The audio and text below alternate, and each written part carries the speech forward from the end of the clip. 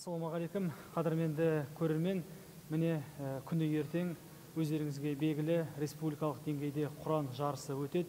Елордада, Нұр-Сұлтан қаласында осыған орай қазір қызу дайындық басталды. Дегенмен осы Құран жарысының шарттары қандай, ережесі қандай, қатысушылардың жас айырмашылығы қандай, ол турасында арнайы сұхбатымызды бастағалы отырмыз. Бізге бүгін осы сауалдарымызға жауап беретін осы Елордадағы Қарилар орталығының директоры Сәдуақас Қари Олжабай ағамыз бүгін арнайы келіп отыр. Аға, ассалаумағалейкум. Уағалейкумассалам. Бұл жарыс өз деңгейінде, өз биік дәрежесінде өтуіне тілектеспіз.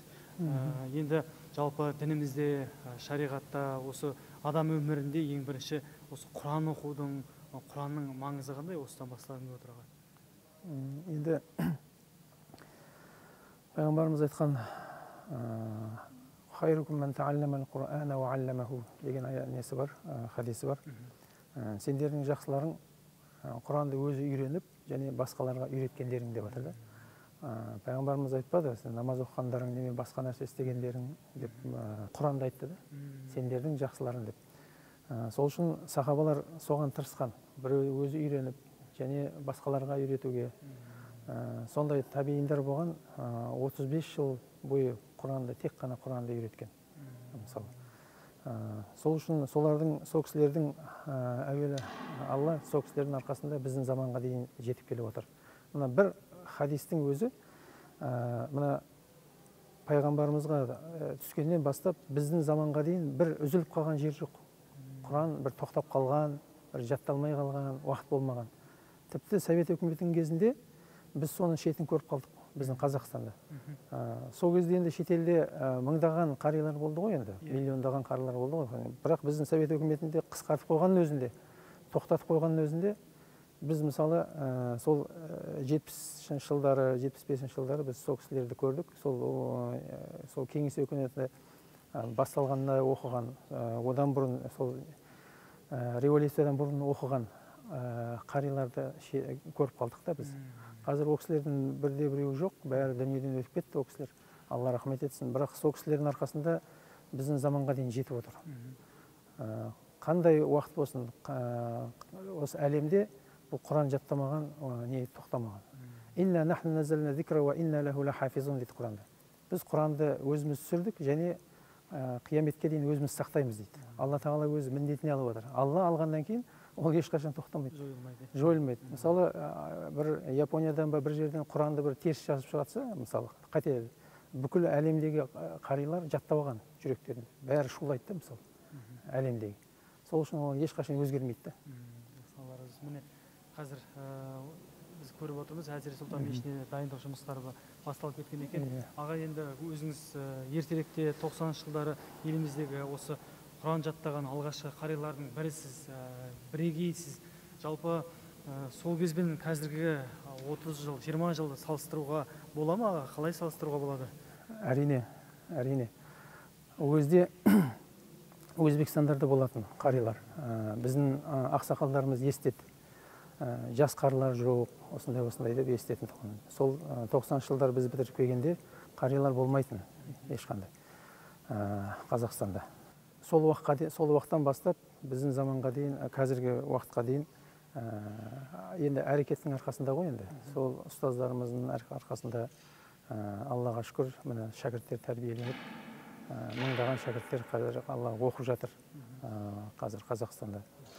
500-ге тарта бізде қарилар бар қазір Қазақстанда. 500 қадірменді көрермен, елімізде міне 500-ге тарта, міне Сәдуақас ағамыз айтып отыр, қариымыз бар, шүкір. Енді аға, ертең үлкен жарыс болғалы тұр. Бұл еліміздегі жыл сайын өткізіліп тұрады. Осы жарыстың өткізудің маңызы қандай, талап тілектері қандай, ережесі қандай, өзіңізден сұрап білейік. Жас айырмашылығы қалай болып жатыр? Жас айырмашылығы енді сол 5-6 жастан 30 жасқа дейін қатыса береді, шектеу бар. Еліміздің барлық аймағынан келіп, бүкіл мына әр аймақта жеңімпаз ғана, бірінші орын алған жеңімпаз ғана қатысады бұл жерге. Сол барлық облыстан 30 неше адам қатыса алады? бір облыстан 4 адам. 4 адам. Иә, жаңағы 30 паралық, 20 паралық, 10 паралық, сосын мәнерлеп оқудан. Осы 4 қари сол облыстан ұтқан жаңағы қариларымыз келіп осы жерде қатысып өзінің бағын сынайды. Тағы қандай ережелер? Енді бұның пайдасын айтамын да, енді оның пайдасы сол, бұл қарыларымызға оқып отқан, қарылыққа оқып отқан талабаларға болды стимулды. Жаңағы міне жаңағыдай автокөлік тігіліп жатыр. Мысалы, автокөлік деген тек қана ақындарға тігілетін баяғыда. Енді қазір Аллаға шүкір мінекей қарыларымызға автокөліктер тігіліп жатыр. Соған енді олар да талпынып, олар да сол бағын сынап әрекет қылады екен да. Енді әрине Алла үшін ғой, бірақ бәсеке деген нәрсе бар. Жарыс деген, жақсылықта жарысыңдар дейді ғой Құранда. Сол жақсылықпен осы жарысса, иншалла, ол нұр үстіне нұр. Әрине ол мына Ақтауда 2 жыл қатарынан Ақтауда алды былтыр. Сол 2 жыл бойы Ақтаудан бірінші орынды алғанның себебі болар. Қазір Түркияда қарылыққа жас балдар оқып жатыр дейді. 150 қары бар дейді, оқып жатыр дейді қазір. Бір Ақтаудың өзінде. Көрдіңіз бе? Ол да сол жаңағы ненің бір несі, осының пайдасы, осы Құран жарысының пайдасы болады. Енді қазір елімізде қарилар дайындайтын қанша орталық бар аға, жалпы саны? Енді қазір 6 орталық бар біздікіндей. Біз өзімізде бір жалпы 100 шақты бала бар қазір. Бізде оқып жатқан. Иә. Бізде Қосшыда, сосын Сабындыда, медреседе, сол 2 медреседе жылда қарылар шығып жатыр бізден. 5-6 қары, кейде 10 қары болып қалады. Сондай Аллаға шүкір тоқтамай шығып жатыр. Жалпы Құран жаттаушыға, Құран жаттағандарға мына дүниеде және ақыреттегі берілер сыйы қандай? Енді әрине Алла тағала мәртебені Құран жаттаған адам қор қылмайды ешқашанда. Бұл дүниеде де, қай жерге барғанда да Құранды сыйлайды да, адамның өзін сыйламаса да, адам кемшілігі болуы мүмкін. Қателік көп қой біздерде. Бірақ Құран жаттаған деп тұрып сыйлайды. Көрдіңіз бе? Құранды сыйлап отыр. Иә, қари деп, Құранды жаттаған, Құран көтерген деп сыйлайды да, сол. Ал енді ақыреттік оның несі, пайғамбарымыз айтқан өте хадистер өте көп. Оның тіпті өзін емес, тіпті ата-анасына сондай сыйлықтарды тәжі кигізеді деген. Нұрдан тәжі кигізеді, оның тәжінің нұры күн нұрынан да абзал дейді. Қараңыз. Енді сондай пайғамбарымыз айтқан бұл хадистерге сүйене бұл Құранға қызықпау мүмкін емес та. Көрдіңіз бе? Ал енді мына пайғамбарымыз бір хадисінде айтылады, сол мағынада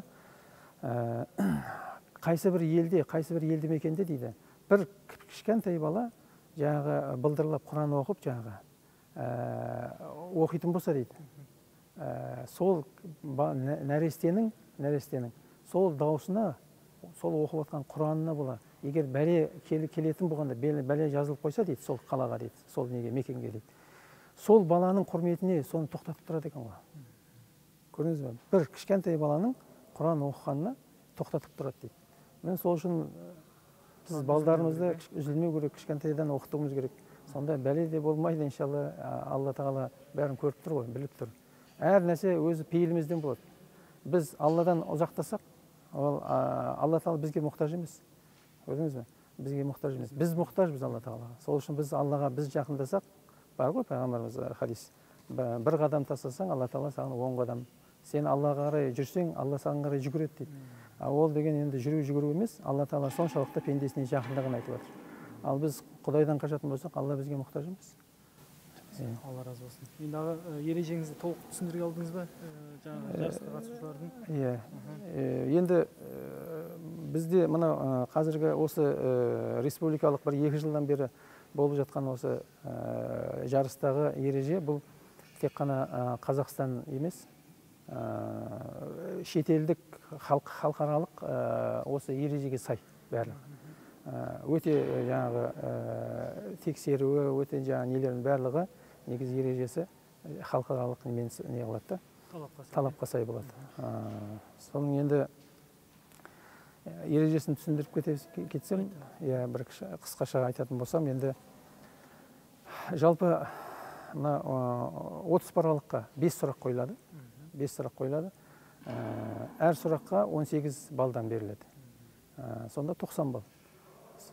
Сонда жаңағы өзінің жаңағы жақсылап оқып не алатын болса 90 бал, және жаңағы орындау шеберлігін бітіретін болса, онда 10 бал қосылады. Сонда 100 бал деп есептелініп отыр. Енді 20 балалықтың несінде барлығында осындай не шарттары бар. Енді мына бұрынғылардан қарағанда біраз ерекшеліктер көп, былай сынақ уақытында да. Оны жаңағы бірден айта салмаймыз, мысалы. Тоқтатып, қателесті ме бірден, оны бір жаңағы ескерту деген нәрсе бар. Ескертіп қоямыз. Тағы да бір екінші рет ескертіледі. Одан кейін барып айта алмаса ғана, оған түсін айтылады. Екінші рет, үшінші кезде.